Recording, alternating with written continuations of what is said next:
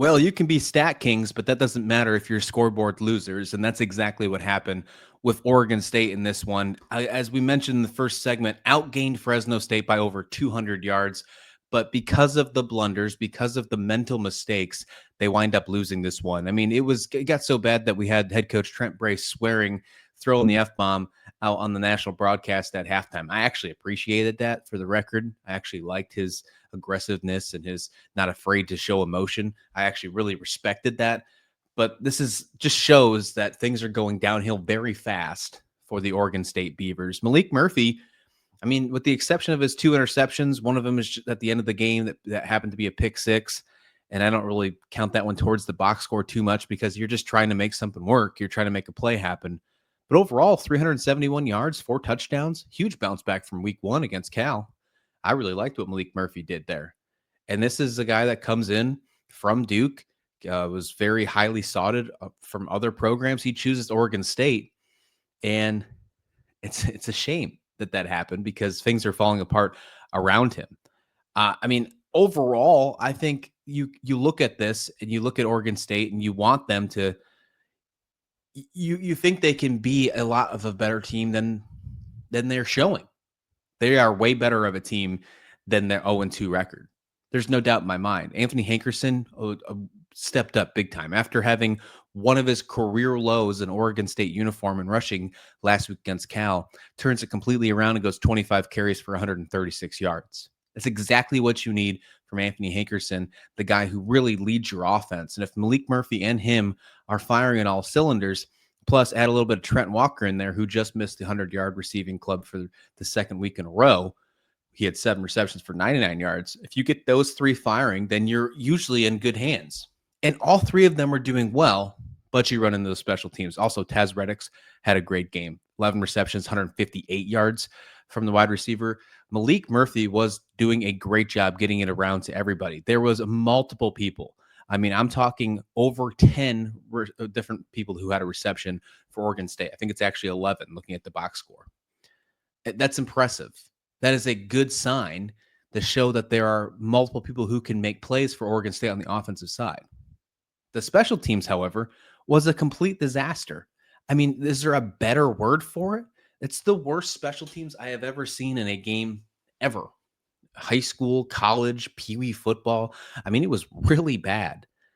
There was 10 penalties total. That's not just special teams, but just mental mistakes, including like false starts, multiple false starts on the same drive. There was misconversions going to the special teams now. You had 2 extra point attempts that were missed. You had 2 failed 2-point conversions that were missed. You had a botched punt snap. Then you kick that punt while it was on the ground, and then that was returned for a touchdown.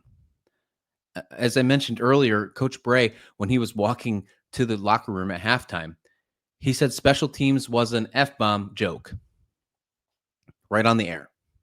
I mean, you can't get any more blunt than that. But it's true. And in post-game, he kind of doubled back. He did apologize for swearing. Again, I do appreciate his aggressiveness, but he did said, we spotted them 21 points on blunders. And that is completely true. And he's not giving that in hyperbole. He's not over-exaggerating. 21 points is what Oregon State allowed Fresno State to score because of their own mistakes.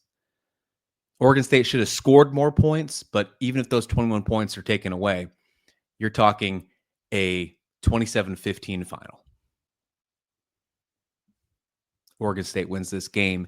If they have a long snapper, if they have a punter making the right moves, if they step up and do the right thing on special teams, if they don't have stupid false start penalties, they win this game handily. But instead, they lose by 9 points. 10 penalties for 70 yards for Oregon State. Fresno State had 6 for 55, but they didn't seem like they impacted the team as much. Although they were only 15 yards less in penalty yards compared to Oregon State, it seemed like the situations for the Beavers just came at the absolute wrong time for them to happen. Oregon State won the time of possession battle by almost 15 minutes. They still lose this game by 9. It's because of the special teams. That's it. When you go into this game next week, when you're preparing for the game and you're looking at film, There's a lot of things to take positive from this. The offense was great. The defense was not bad. They were iffy in times, especially from stopping the run with Rayshawn Luke. They couldn't stop him. There was a couple plays, and one they got lucky that got called back for penalty that he wasn't even touched, and he was right up the middle. Like it was a 3-hole, A gap, B gap kind of thing, right between the guard and tackle. Absolutely wild. It doesn't get much better for Oregon State, though. Next week, they travel to Lubbock to take on 21st ranked Texas Tech, who, although they've only played really some cupcakes, an FCS school, and Kent State, who is basically an FCS school, are looking like they're the team that everybody thought they were because of all the additions they added in the transfer portal and all the money they spent in the transfer portal this past offseason. That's going to be a tough test. If you can't get past Cal and you can't get past Fresno State, although you should have won that game, you're probably in for a big, big, big trouble of a day against Texas Tech. And then, oh, by the way, after that, you're still on the road and you're taking on Oregon, who just put almost 70 points on Oklahoma State this past weekend. How do you feel about Oregon State right now? Do you believe in Trent Bray? Do you think he's the right guy for the job? I mean, his biggest gripes that you hear is that he's a defensive-minded coach. The offense isn't stepping up. The offense really wasn't the problem this week for Oregon State. Is discipline just the biggest reason it needs to get fixed? Is that a coaching staff issue or is that a player issue? A little bit of both. 6 false starts, I mean, many of them being in the red zone, that you just can't have that. You just can't have that. And that's one thing that you can coach and train and condition, but at the same time, those players have to, I mean, we're at the college level, and you have to know that you can't jump off sides, can't have false starts. That loses momentum on back-to-back drive-killing possessions because of those penalties. Coach Bray did admit that those 2 straight weeks of shooting ourselves in the foot, talking about Cal in this past game against Fresno State, you can say that you shot yourself in the foot against Cal, but Cal beat you with the offense that they had, stud freshman quarterback. But this week against Fresno, this past weekend, there's no doubt in my mind that absolutely did happen. This is a program that was supposed to be mentally tough. Instead, they're looking like the most undisciplined team in the Pac-12, in the new Pac-12, not just them in Washington State. That's a reflection on coaching, not just the players, in my opinion. They need to be a lot more disciplined. So, bigger picture, 0-2 start, but they're winnable games. Now, where do you go now? Trent Bray is now 5-9 as the head coach of Oregon State. He already may be defensive in the postgame pressers, as we saw, admitting frustration and mistakes. Maybe that's a good thing, but you got to find a way to fix it quick because your next 2 matchups are against top 25 opponents. And, of course, against Oregon is always a very tough one. It's crazy. Oregon State's biggest rival right now isn't Washington State. It isn't Oregon. It's themselves.